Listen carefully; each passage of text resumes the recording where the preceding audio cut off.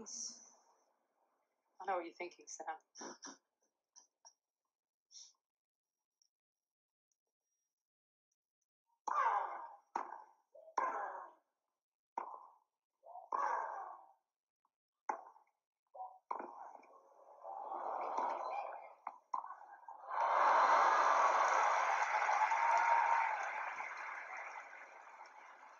Just pulled up abruptly on her ankle, and it was the change of direction forced by Pliskova that forced Serena to feel some sort of discomfort here on her ankle.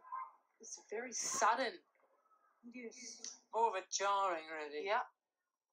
She has had ankle surgery. She always plays with them heavily taped. You just saw that clip of Serena and how she was oh so conveniently cheated at the Australian Open. These events are no longer just little coincidences, which to me they've never been coincidences. It's always been apparent to me that Serena is the most hated woman in all sports. She is the most cheated woman in all sports, and obviously this is due to her race and also because this is their sport and they refuse to let a black woman surpass a white woman's record. So in today's video, I'm going to be showing you guys how Serena was robbed of the 2019 Australian Open crown, and I want to provide you guys with the facts, so definitely stay tuned. If you're in need of a skincare moisturizer, hair moisturizer, a body moisturizer, Keisha Rose Skincare Triple Butter 3-in-1 Moisturizer is the right choice for you. No longer do you need to go and buy separate products for your hair care needs, for your skincare needs. Keisha Rose Skincare has it all in one, and best part of all, if you go to Amazon.com/triple butter face body hair and use Paris at checkout, you will receive 20% off. Buy Triple Butter 3-in-1 Moisturizer for all your face, body, and hair needs. It's 2019. Go down to CarMarshal while you are trying to select a car from their inventory of over 100,000 different cars. They will back you. While you shop, they will negotiate. CarMarshal.com.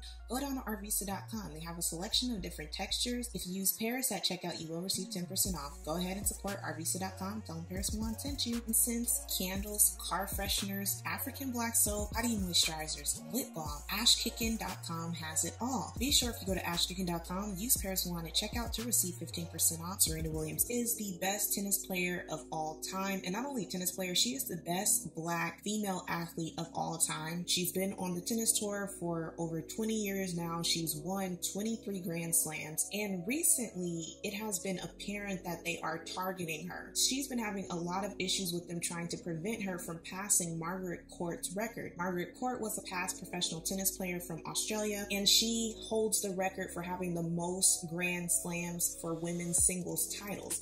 Now, this kind of doesn't hold too much weight because at the time that she played, the competition definitely wasn't as deep as it is now. Due to Serena trying to surpass her record of 24 Grand Slams, there has been so many antics occurring, not only with Serena's camp, but also with the officials in tennis. Last year, there was calamity because the umpire was happening to look over at Serena's box and saw her coach stupidly giving hand signals. Coach even made some conflicting statements where he told the press he was coaching her. Patrick Mouratoglou said that he gave you some sort of advice when you got the warning for coaching. So did you understand that? You didn't realize what went through? So I don't know. I literally just heard that too. They prepped me to come in. And I just texted Patrick, like, what is he talking about? Because we don't have signals. We've never discussed signals. I don't even call for on-court coaching. So I'm trying to figure out why he would say that. I don't understand. I mean, maybe he said you can do it, but I was on the far other end, so I'm not sure. I want to clarify myself what he's talking about. So the umpire had to give you the coaching. Excuse me? The umpire had to give you the... No, because I wasn't being coached. If I look at my box and they say come on or good job, and I don't know what else to do.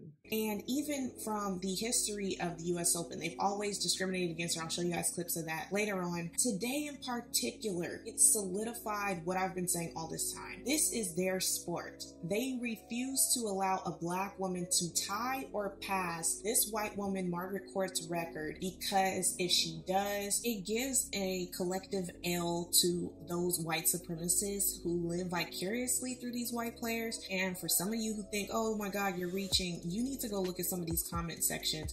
When these white players beat Serena, they're calling her a gorilla, calling her a she-male, saying she's done steroids, even though at the time that she was using any sort of substances, it was the ones that were on the therapeutic use exemption list, and at the time she was not even playing. So for these people that are trying to compare her using steroids to Maria Sharapova, no, Sharapova is the one that actually cannot seem to make it to the Grand Slam final after they told her that she could no longer have her beloved Meldonium. So let's get into today's match. Serena was coming off of a massive win over the #1 player in the world, Simona Halep, who is the best mover on tour. Now, if you guys saw that match, Serena was battling back and forth with Halep. She crushed her the first set. Second set, she kind of let it get away. She didn't step up her game after seeing Halep's game rise. But when Serena came out in that third set with that hair tied up, I already knew what it was about. Okay, I already knew she was like not playing no games. After she beat Halep, then she had to move on to the 7th seed Carolina Pliskova in the quarterfinals of the Australian Open. Had Serena won this match, she was going to have to face Naomi Osaka again. So Serena's off to a sluggish start. After the first point, I saw how she kind of had a delayed reaction to her own serve. She thought that her own serve was out and she kind of just was sluggish around the court. Granted, I figured she was still tired from the Halep match. She eventually clawed her way back to win the second set. The third set, she is breezing past her. She has 5-1. At 5-1, Serena gets a match point at 40-30. Some of these terms may confuse you. I will describe them as time goes on. At 5-1, 40-30, Serena hits an ace. An ace in tennis is when a person who is serving hits a ball that is unreturned by the opponent. Now, as she hits an ace, they call a freaking footfall. In tennis, when you serve, you have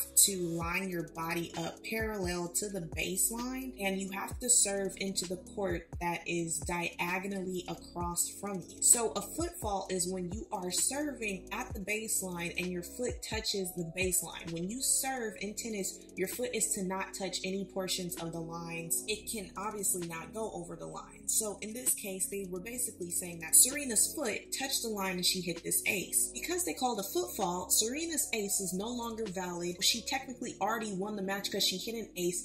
From what I saw, it did not look like a footfall. I really feel like they need to do some sort of Hawkeye foot edition, because if you watch it, it does not look like she foot faulted, and because they just so happen to call a footfall at match point, she's then forced to have to hit a second serve. After she hits the second serve, Serena rolls her freaking ankle over after she got wrong-footed. So let me play the clip so that you guys can see it for yourselves.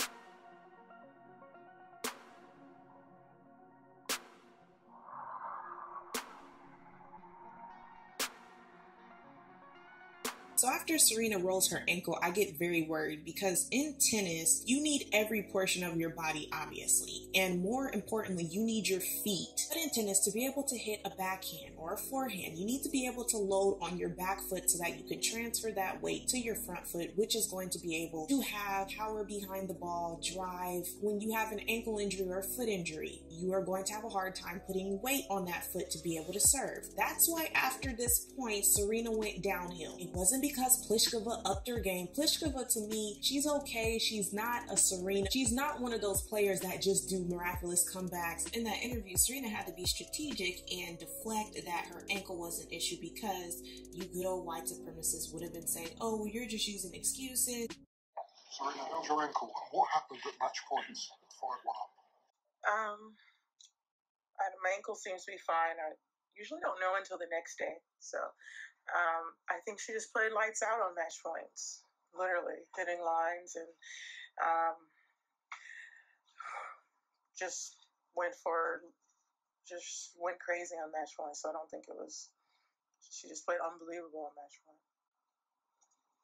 Serena, why didn't you ask for a trainer on that changeover after turning your ankle? I really hate calling the trainer out, to be honest. And at that point, I didn't feel like I needed it, or I didn't feel like it would be a big deal. So I just kept going.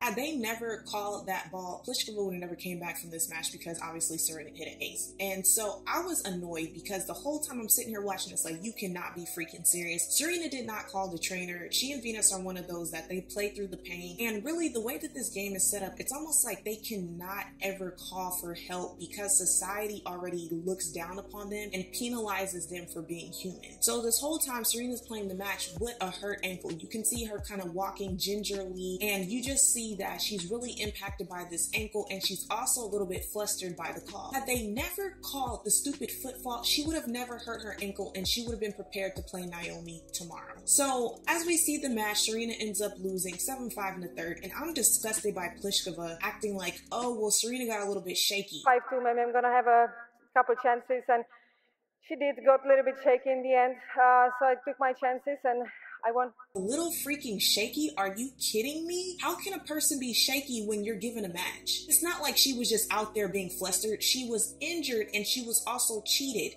And I find it really convenient that you of all people would not be able to look at this from an objective standpoint when you've been cheated yourself and you acted a zip dang fool after they robbed you of a point in the match and you tore up the umpire's podium. Did you forget about that? Were you shaky when you lost the match? Players like Pliskova really get their heads gassed up, and they pretty much have been given a match to be able to move on to the next round. Pliskova was out of the tournament once Serena hit that ace, and she knows it. Now, this is the part that is very, very ironic. When it comes to Serena playing these matches where they know things are on the line or they're going against a player that they and the association are favoriting, they love to cheat Serena with this whole foot fault call. This is not the first time this has happened. In 2009 at the US Open, she was playing Kim Clijsters, Serena serving at 5-6. So I'm saying Serena scored first. Serena had 5, Clijsters had 6, Clijsters had 30, Serena had 15. Serena hits her first serve. It's a fall. Second serve, they call a foot fault.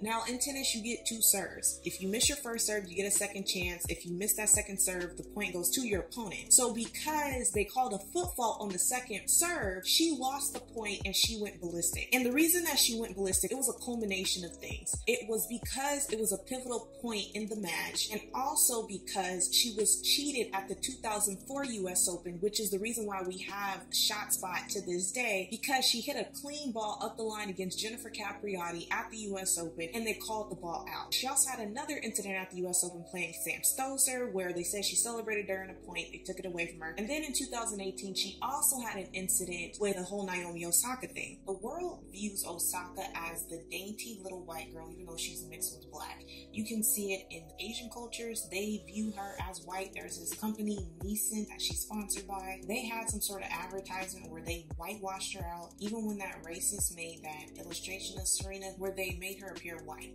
So to the world, when it comes to Serena going against Osaka, they're going to side with Osaka because in their eyes, Osaka's not black like that. And even aside from these hardcore matches, even in the French Open in 2003, she played Justine Henin.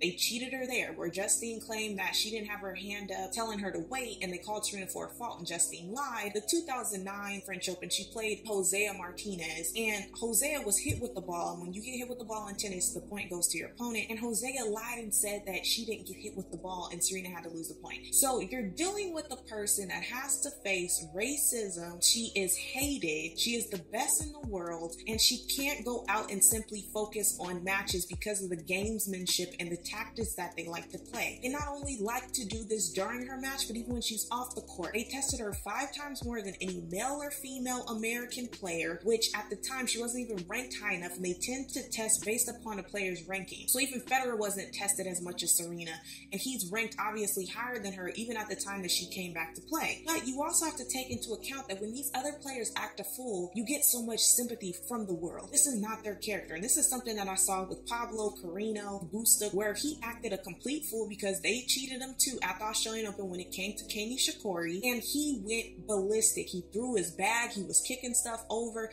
I want to show you guys a clip of that also. Well, what a shame. What a shame.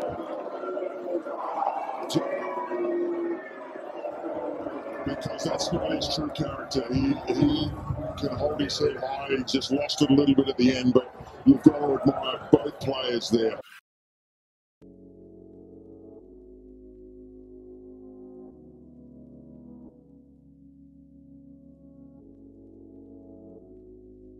And that's why it is so difficult to sit and even watch these matches. Because when you think about it, this is not real tennis. These are people who are race loyal. A lot of them are in on it. A lot of these matches are fixed. And they are playing gamesmanship because they refuse to let this black woman surpass this white woman's record. You see other players acting a fool, assaulting umpires, like what happened with Mike Brown, where there were reports that came out that he assaulted an umpire and he had to pay a fine for it, but they keep that kind of stuff hush-hush. But a person that you guys have repeatedly cheated, you've taken matches out of their hand, you've taken records out of their hand, the moment that person gets fed up and snaps, oh my God, you're this enemy, how could you do this? This is an embarrassment, you should have done this better, you should have done that. So for those who feel like she's just out of shape and all that, Serena, she beat the best mover on the tour right now, and she was up 5-1, and because of that stupid call, they took the match out of her hands and she became injured. She was moving fine, so you need to rewatch the match and get all the facts and stop coming up with your own theories or what you think happened. They cheated her.